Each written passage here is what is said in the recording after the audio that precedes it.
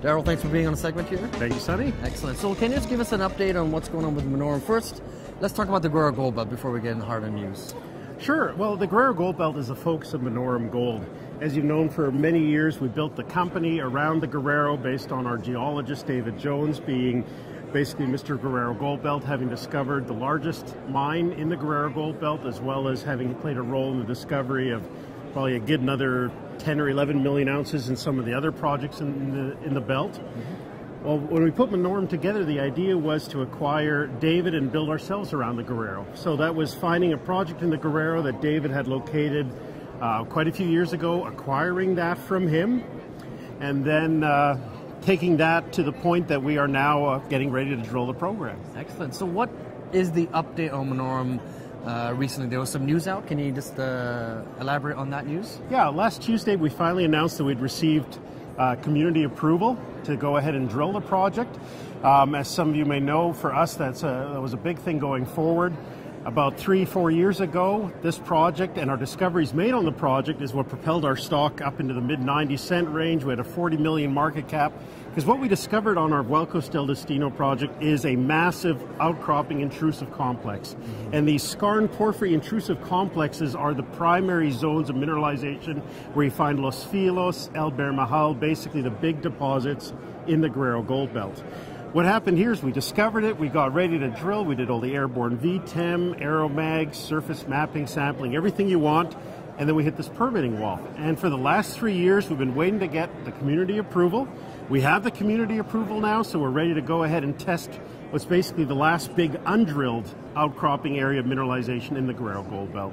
The other thing I just note, Sonny, is when we originally went into the Guerrero, there were only about 5 or 6 of these known areas of these big outcropping bodies of mineralizations. I mentioned ours is 12 square kilometers in size. These are big systems.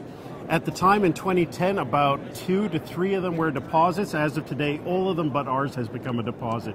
And now I'm pretty excited about going in there, testing it, and seeing what we have at depth there. So we've talked about what the Guerrero Gold Belt is. We've talked about the recent news. Can you just touch on the M&A activity in the Guerrero Gold Belt? Sure. As some of you may know, there's been a lot of deals done in the Guerrero Gold Belt. And the main reason that we focused on the Guerrero Belt is twofold. As Sonny touched on, M&A is one part. The other part is the valuation of ounces in the ground.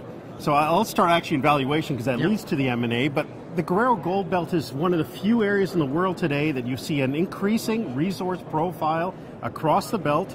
You know, it's gone from about 9 million ounces in 2010 to over 31 million today, and a lot of analysts agree that probably this year we'll be adding another 5 or 6 million ounces to the belt.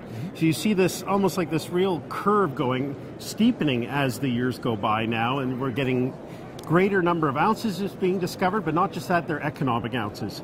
Los Filos is one of Gold Corp's most profitable mines.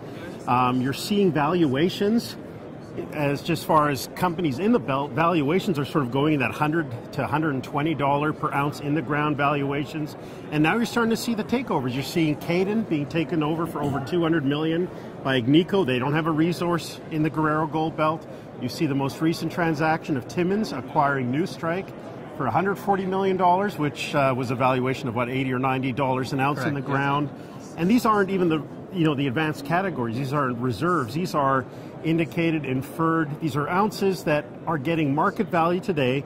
And this is in a time of the market where I think all of us can go look at the stock charts and find companies with 2 million ounce deposits trading at a couple dollars an ounce. That's why we're targeted here. This is an area where if you find ounces, you get valued in the market and through M&A, but it's also an area for a company our size that if we have any success drilling here, you don't have to drill this off into a resource even. I sort of call it sort of a connect the dots analogy. In areas like the Guerrero Gold Belt, you just have to drill enough holes so that a mid-tier or a major that's interested in the belt can sort of connect the dots themselves and start talking internally and doing back-of-the-envelope calculations about how big this resource could potentially be.